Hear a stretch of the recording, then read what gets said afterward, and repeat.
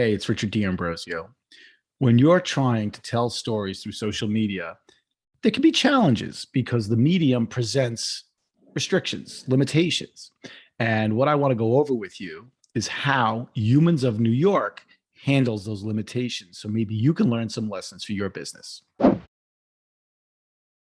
I wanted to use Humans of New York as an example. They have 17.8 million followers on Facebook. So they have a huge audience to entertain, to inform, to engage, and keep coming back for more. Ever since Humans of New York started, the way that they've been doing it is they tell stories. They're people with a story to tell that's powerful and engaging. And the medium doesn't stop them from achieving their goal. So what we're going to do is we're going to go back to March the 28th to a story that caught my eye about a woman. Her name is Felicity, and she's from New York, and she's a lawyer. And she tells the story of how she created a business with someone she doesn't even know during the opening scene of her story. So let's jump in. The first story in the series, first of all, let's take a look at the post. And as you can see, they're using a convention in the top left-hand corner that tells us this is one of 4 posts that are all linked together, right? We got that out of the way.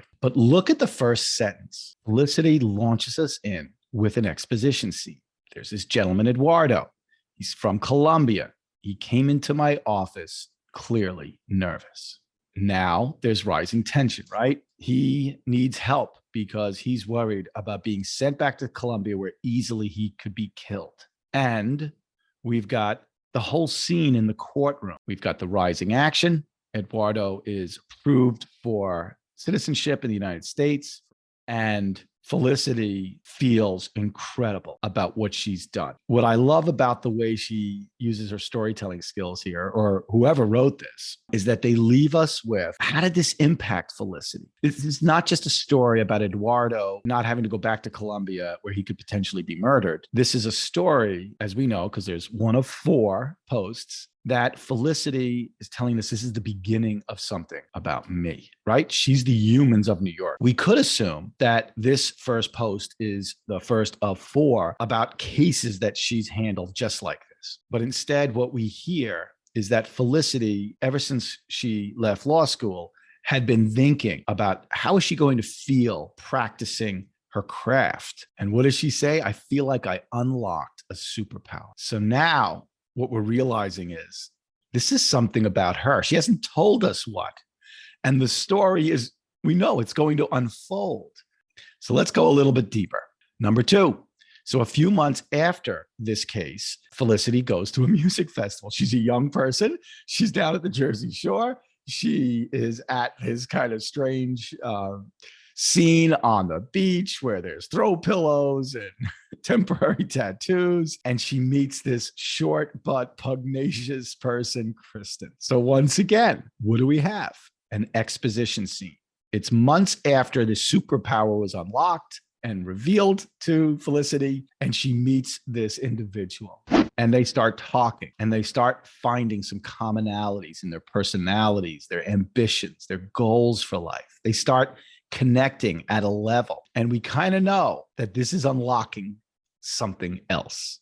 You know, one of the great things about this post is that Felicity really gives us a description of who Kristen is. They give her a nickname, K-Bad. And we learn that after they both leave the Jersey Shore and head back to work, she gets a 14-page PowerPoint about a business idea that the two of them can work on about Felicity's superpower and to some degree, Kristen's superpower. You know, I also want to point out the fact that when you're using social, obviously pictures are a powerful element of it. And what do we have? We have sort of these candid shots of these 2 friends sitting on some steps somewhere. Kind of looks like New York City. I'm not sure exactly where that is. We've also got a picture of the party scene. You're also being led along visually about these 2 women and what they had gone through on that weekend. So now the story deepens. And if you remember the narrative arc, right, we had the exposition of Eduardo. We've got the rising tension of Felicity thinking something's going on here inside of me. I meet this K-Bad, we click, something is going to come of this, right? So now we're starting to head up to that climactic moment. And isn't that wild that we've had two scenes in two posts where they've used that narrative arc in those posts, beginning to end? Now we've got a whole narrative in post number 3 as well. They begin immediately with, we quit our jobs. It's nerve wracking. How do we do this? We don't have the vaguest idea about what this thing is. In fact, Felicity writes, was it a business? Was it a nonprofit? They come up with the name Paladine, and then they start to have to learn how to be business owners because neither one of them went to college to be a business owner, has never been a business owner. Felicity calls it the middle zone. That, the excitement was there at the beginning. We're doing something valuable. But then she gets to the point where reality sets in. Running a business is hard. Selling into a new space. Apparently, this is something that was fairly brand new. I don't know if there ever was anything like Paladine before it came along.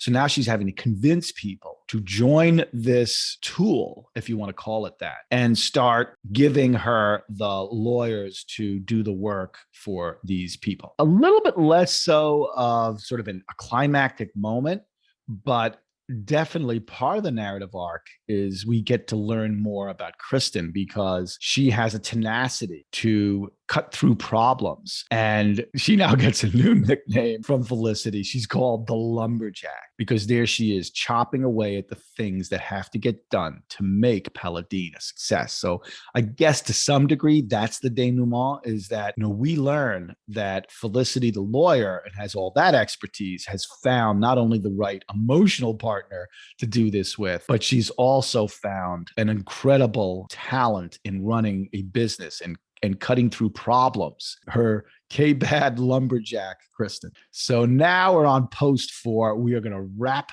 this up in a neat little package. So, if you think about the narrative so far, exposition scene, Eduardo unlocking this superpower inside Felicity. I've got to do more with my life. I've got to do more with my law degree than what I'm currently doing.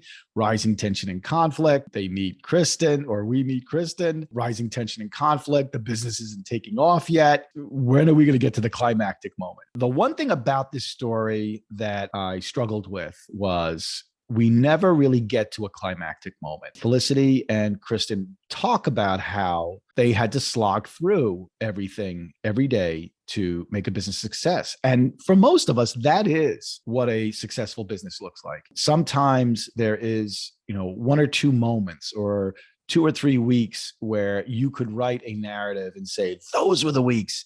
That was the moment when all of a sudden we became an overnight success. But that typically isn't the way businesses succeed. They're incremental improvements. But even then, there could have been a couple of vignettes in this story, I felt, that could have made us go, that's how they reached the climactic moment. It was those particular instances, those epiphanies that led them to realize they needed to do this, this, and this. And all of a sudden, the number of lawyers and law firms that would be using their tool would start rolling in. And we don't really get that. We hear that they had this crazy idea and it's hard and they had to keep shouting it from the rooftops to get people to believe in it. But we do get to this point where they say dozens of top law firms use our product now. 20,000 lawyers are connected to low-income clients who need help. We also learn that Kristen becomes the CEO. She also gets named to the Crain's 40 Under 40. And Felicity wraps things up by saying that not only have we created this thing that has fulfilled my potential and Kristen's potential as professionals, but also that Kristen and I are as close as two people could become. So you also have this incredible relationship that serendipitously came together to not only create good for lawyers who have to get their pro bono hours in, not only for these low-income clients who need assistance, but for two people who have now formed a partnership that very much likely will change the two of them as well. And so the wrap up brings it back to a universal theme. We have, two individuals who are incredibly connected, but there's also the concept that so many of us feel a compelling dream deep down inside, and we're not sure what it is. And sometimes it is a moment like Eduardo walking into our lives that triggers this epiphany that, oh my God, something's wrong here. I'm not fulfilling my potential. There's something else out there waiting for me. That is sort of the ultimate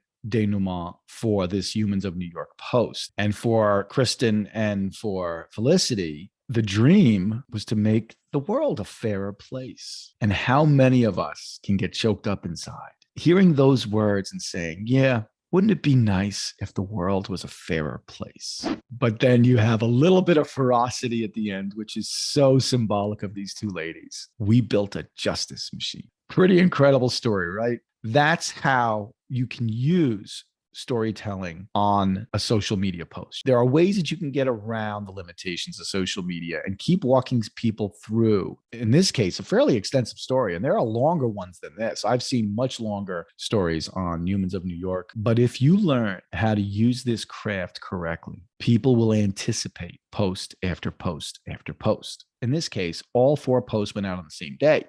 March the 28th. First one went out at 11:23. Second one went out about 2 hours later. Third one went out a little bit, about an hour after that. And that final post, wrapping everything up, happened about 2 hours later. And so they staged it over a day. Is there a right or wrong about that? Not really. I've seen people do it where they tell people, today is the first of 5 posts about this story.